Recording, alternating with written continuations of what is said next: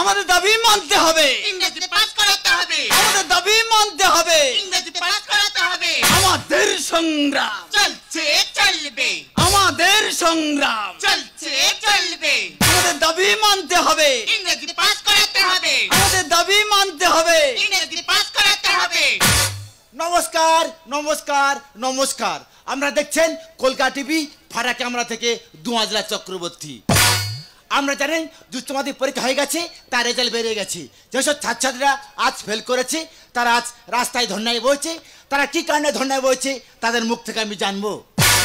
হ্যাঁ খুকি তুমি ওঠো। হ্যাঁ স্যার বলুন। আচ্ছা খুকি তুমি আজ কি কারণে ধর্নায় বসেছো? দেখুন স্যার, আমি প্রত্যেকটা বিষয়ে লেটার পেয়েছি। আচ্ছা। কিন্তু আমাকে ইংরেজিতে ফেল করানো হয়েছে। হ্যাঁ। কেন এর জবাব চাই, জবাব দাও।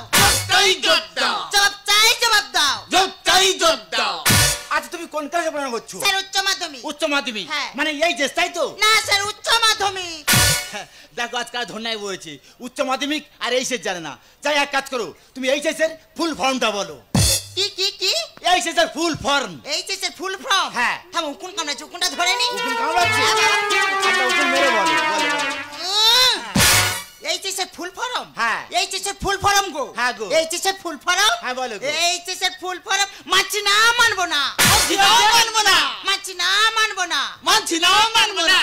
হ্যাঁ খুকি তুমি ওঠো। হ্যাঁ বলুন স্যার। আচ্ছা খুকি তুমি আজ কি কারণে ধর্নায় বসেছো? দেখুন স্যার, আমি এই কারণে ধর্নায় বসেছি। হ্যাঁ। আমি কিন্তু প্রতিদিন রাতে ঘুমাই না। তুমি জেগে থাকো? না না, আমি তো ছেলেদের কাছে ইংলিশে এসএমএস করি। আচ্ছা আচ্ছা আচ্ছা। আমি ইংলিশে ফেল করলাম কিভাবে? তো উত্তর দিচ্ছে কি, সুন্দরী মেয়ে দেখলে বুক ধড়াস করা। তুই ওম ছেলেদের জিজ্ঞাসা করে দেখবে, সুন্দরী মেয়ে সামনেতে গেলে বুক ধড়াস করে, ওই জন্য বলেছি। ও ফেল করে পয়নো বলতো, আমি এখনই পয়নো বলো। তুই বইনে বলবে? হ্যাঁ বলো। তুই আমার প্রশ্ন করবি? হ্যাঁ বলো। হ্যাঁ বল। হ্যাঁ বলো। বল না। তুই কই বলতো, হ্যাঁ। আমরা কাঁদলে চোখেতে জল পড়ে, হ্যাঁ। কিন্তু হাসলে দাঁত খুলে পড়ে না কেন? কাঁদলে চোখে জল পড়ে, হ্যাঁ। হাসলে দাঁত খুলে পড়ে না কেন? কই বল বল। ওরে মূর্খ, দাঁতের চামড়ার সঙ্গে জুড়ে থাকে। ও খুকি তুই ভুল বললি। কেন? দাঁত চামড়া ঝুলে থাকে না, তবে? দাঁত মাংসে ঢুকে থাকে। আর কঠিন পয়নো বলেছি, পারে নে। আচ্ছা বাবা তরুণ কি? তোমার বাবার বয়স কত? আমার বাবার বয়স? হ্যাঁ। আমার যা বয়স আমার বাবার তাই বয়স। তোর যা বয়স তোর বাবার তাই বয়স। তা আমি জন্ম নেওয়ার পরে তো আর বাপ বাবা হয়েছে নাকি? না আমার জন্ম নেওয়ার আগে থেকে আর বাপ বাবা হয়েছিল। দেখুন ম্যাডাম, নিজের বাবার বয়সটা ঠিক মতন বলতে পারছে না, একে কে পাস করিয়েছে? তো আমি পাস করি, তুই তো ফেল করছিস। বলো তো খুকি এসে ফুল ফর্ম কি? এসির ফুল ফর্ম? হ্যাঁ। আই জানি তো। এ থেকে আলু, সি থেকে চাপ, আলু চাপ। হেই ওটা পেঁচ পুরুলি বল। পেঁয়াজের দাম বেড়ে গেছে, পেঁচ পুরুলি বলতে পারেন। আচ্ছা বাবা তরুণ কি? তোমরা মেলায় কি চপের দোকান খুলেছো? ওর মা তো মেলা চপের দোকান দেয় তো। আচ্ছা বাবা তরুণ কি? তুই 2 বছর লকডাউনে বইছিলি, হ্যাঁ। লকডাউনে বই থেকে হ্যাঁ। কি করেছো কি? আমি 2 বছর লকডাউনে ঘরে বসে বসে একটা যন্ত্র আবিষ্কার করেছি। সে কি জন্তু? আমি এমন একটা যন্ত্র আবিষ্কার করেছি, আচ্ছা। দেয়ালের এপার থেকে ওপারে সব কিছু দেখা যাবে। আচ্ছা বাবা তোর কি? সেই যন্ত্রের নাম কি? যন্ত্রের নাম হ্যাঁ। ফুটো। হ্যাঁ তুমি দেয়াল ফুটো করে দেবে, দেখবে এপার তো ওপারে সব দেখা যাচ্ছে। দেখেছেন আজকাল ছেলে মেয়েদের কোন প্রশ্ন উত্তর? আমার ছেলেবেলা কত ভয় ছিল, এখনকার ছেলে মেয়েদের সেটাও নেই। ও ম্যাডাম ছেলেবেলা আছে কিন্তু মেয়ে বেলা নি, কেন বলে দিনি? দেখুন ম্যাডাম, আমরা প্রত্যেকদিন স্কুলে গেছি, কত কষ্ট করে পড়াশোনা করেছি, কিন্তু আমাদের ফেল করা হয়েছে। কিন্তু এই ভাবাতরণ কোনোদিন স্কুলে যায়নি, সে পাস করলো কিভাবে?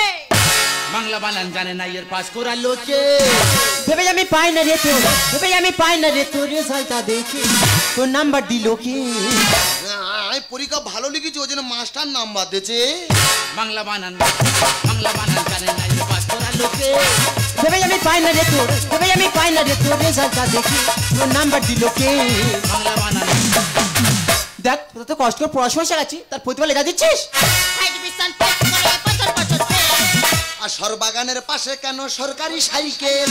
তার মানে বাবা ভবতরণ কি? সেই যুবতী সাইকেল হ্যাঁ। আর রূপী সাইকেল কি হয়েছে বাবা? আমি একদিন স্কুলে যাচ্ছি, আচ্ছা, আচ্ছা। দেখি ওর সাইকেল সরবাগানের পাশে দাঁড় করানো আছে। আচ্ছা, আচ্ছা। আমি তো খালি ওর খুঁজ দিচ্ছি, হ্যাঁ। খুঁজে খুঁজে পাচ্ছি না। আচ্ছা। তারপর দেখি সরবাগানের ভেতরে 4-5টা ছেলে পালাচ্ছে। ওর মা ওর মারতে মারতে বাড়ি আনতেছে। এমন বাজার ছাত্র আমার ছিল না জানা। আর তোমার সময় ছিল নাকি ওই পড়াশোনা?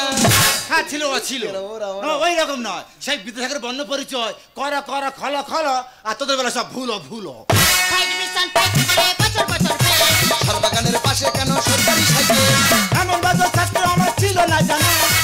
সময় ছিল নাকি সেই পড়াশোনা? ভেবেছিলাম আমার স্কুলে চিনবে রে লোকে, ভেবেছিলাম আমার স্কুলে চিনবে রে লোকে, এখন বলি কোন মুখে? বাংলা বানান। ও ম্যাডাম, আমি পরীক্ষা ভালো লিখেছি, মাস্টার নাম্বার দিয়েছে, ও আমার পেছনে লেগেছে কেন? এত পরিশ্রমে তোরা মূল্য দিলি আর জনগণের আগে থেকে শুরু ফ্রি ফায়ার। এই ফ্রি ফায়ার মানে? ও স্যার, আমাদের স্কুলতে বড় বড় মোবাইল দিয়েছে, 10টার সময় স্কুল বসবে, ছেলেরা 8টার সময় স্কুলে চলে যাচ্ছে। আর যখন জনগণের ঘন্টা পড়ছে, জনগণের লাইনে আর কেউ দাঁড়াচ্ছে না, সবাই তখন ফ্রি ফায়ার নিয়ে ব্যস্ত হয়ে যাচ্ছে। আর কন্যাশ্রী টাকার জন্য মুখ বুজে পড়ে। এই আমি কন্যাশ্রীর টাকার জন্য মুখ বুজে পড়ে আছি? ও স্যার, ও তো এক ক্লাসে 8 বছর ফেল করেছে। 8 বছর? ওর বাবা বলে ওর বিয়ে দিয়ে দেবো। আচ্ছা। ওর মা বলে না, 18 বছর হলে কন্যাশ্রী টাকা পাবে, 25,000 টাকা পাবে। ওই জন্য ওর বাবা মুখ থুড়ে স্কুলে ফেলে রেখেছে। এত পরিশ্রমে তোরা মূল্য দিলি জনগণের আগে থেকে শুরু ফ্রি ফায়ার। কন্যাশ্রী টাকার জন্য মুখ বুজে পড়ে। এখানে বলে পড়াশোনা হয়ে গেছে শেষ, এখানে বলে পড়াশোনা হয়ে গেছে শেষ, টাকা মোবাইল পেয়ে বাংলা বানান, বাংলা বানান জানে না এর পাস করালো কে? ভেবে আমি পাই না রে তোর, ভেবে আমি পাই না রে তোর রেজাল্টটা দেখে, তোর নাম্বার দিল কে? বাংলা বানান। ছি, তোদের লজ্জা করে না? ফেল করে আবার পাস করার দাবি নিয়ে তোরা ধর্নায় বইছিস? তোদের মতো ছাত্রছাত্রী শিক্ষিকা বলে পরিণয় দিতে আমার লজ্জা করছে। তোরা কি জানিস স্কুলের শিক্ষক শিক্ষিকা কত গর্বিত বোধ করছে? কারণ আমাদের স্কুলের স্টুডেন্ট ভালো রেজাল্ট করেছে, সেই জন্য তোকে মিষ্টি মুখ পড়াতেছিলাম। এসে দেখছি তোরা মিষ্টি খাওয়ার যোগ্যই না। সত্যি ম্যাডাম, আমরা ভুল করেছি। স্কুল হলে শিক্ষাস্থান, আমরা শিক্ষাস্থান না ভেবে ঘুরতে যাওয়া পার্ক ভেবেছিলাম। আমরা যদি ঘুরতে যাওয়া পার্ক না ভেবে শিক্ষাস্থান ভাবতাম, আজকে আমাদের ধন্যায় বসতো না ম্যাডাম। পারলে আমাদের ক্ষমা করে দিন ম্যাডাম, পারলে আমাদের ক্ষমা করে দিন। আর আপনারা দেখুন, এ হলো আমার দেশের ভবিষ্যৎ, যে নিজের নামের বানানটা ঠিক মতো বলতে পারে না, আবার এরাই করবে দেশের মুখ উজ্জ্বল। আচ্ছা আপনারা বলতো, সরকার যদি কি করেনি, ক্লাসে শুরু করে বই খাতা পেন এমনকি মোবাইল ফোন তুলে দিয়েছে। ওরে মোবাইল দিয়ে অনলাইনে পড়াশোনা চলছে, অনলাইনে গেম খেলা ছিল নয়। আর আমি কত আশা নিয়েছিলাম এই ভারতবর্ষের যুব সমাজের এক প্রতিচ্ছবি এই জনতার সম্মুখে তুলে ধরবো। আর আমি যাই দেখলাম, আমার মনে হচ্ছে আগামীকাল সবথেকে খারাপ ছবি ভেতরে জানিস সেটা তোর। আমি জানি স্যার, আগামীকাল আপনার ক্যামেরায় সব থেকে খারাপ প্রতিচ্ছবি ফুটে উঠবে, সেটা হলো আমার। কিন্তু আপনি বলতে পারবেন স্যার, আমাদের মতো ছাত্রছাত্রী যারা শিক্ষা দেয়, তারা ঘুষ দিয়ে চাকরি পাওয়া অশিক্ষিত মানুষ, যারা কিনা বাংলা বানানটা ঠিক মতো জানে না, তাদের প্রতিচ্ছবি আপনার ক্যামেরা কোথায়? আমি জানি নেই, কারণ আপনি শিক্ষিত। শিক্ষিত যদি ঠিককে ঠিক আর ভুলকে ভুল বলার সাহস আপনার না থাকে, তাহলে আপনার সমস্ত শিক্ষা যে মিথ্যা স্যার, আপনার সমস্ত শিক্ষা যে মিথ্যা। ওগো স্যার, যে দেশের লকডাউনে শিক্ষা প্রতিষ্ঠান বন্ধ রেখে মদের দোকান খুলে রাখা হয়, সে দেশের যুব সমাজের প্রতিচ্ছবি আপনি জনতার সম্মুখে তুলে ধরতে চান? কোনোদিনও হবে না স্যার। আপনার ক্যামেরা তো একটাই প্রতিচ্ছবি ফুটে উঠবে, সেটা কি বলুন তো স্যার? পাঠশালা সব বন্ধ থাকুক, পানশালা থাক খোলা, শিক্ষার থেকে জরুরি বেশি ভিজিয়ে নেওয়া গলা। ক্লাসগুলো সব উল্টে গেলেও গ্লাসগুলো থাক সোজা, মদ যে দেশকে সচল রাখে, শিক্ষা সেখানেই বোঝা। খোলা থাকবে মদের দোকান, বন্ধ থাকবে শিক্ষা, পড়লে তুমি প্রশ্ন করবে, না পড়লেই করবে ভিক্ষা। দেশবাসী করোনা নিয়ে করছে যখন খেলা, তারই মাঝখানে কাটা গেল শিক্ষা ব্যবস্থার গলা, তারই মাঝখানে কাটা গেল শিক্ষা ব্যবস্থার গলা। ওগো স্যার, যে দেশের যুব সমাজের পিঠে শিক্ষার বোঝা চাপি না দিয়ে হাতে মোবাইল তুলে দেওয়া হয়, তারা কি শিক্ষা লাভ করবে? যে দেশে অশিক্ষিতরা ঘুষ দিয়ে শিক্ষক হয়, তারা কি আমাদের মতো ছাত্রছাত্রী শিক্ষা দেবে? যে দেশে শিক্ষা থেকে মদের গুরুত্ব বেড়ে যায়, সে দেশে যুব সমাজের ভবিষ্যৎ অনিশ্চিত অন্ধকারে ডুবে যাবে না তো কি শিক্ষার আলোয় আলোকিত হবে? কোনোদিনও হবে না। ওই কারণেই তো স্বাধীন ভারতবর্ষ থেকে নেতাজি সুভাষচন্দ্র বসু নিরুদ্দেশ, যার জন্মদিন আমরা পালন করতে পারলেও তার মৃত্যু দিবস কখনো পালন করতে পারি না। ওই কারণে তো হাসি মুখে ফাঁসি দড়ি গলায় পড়েছিল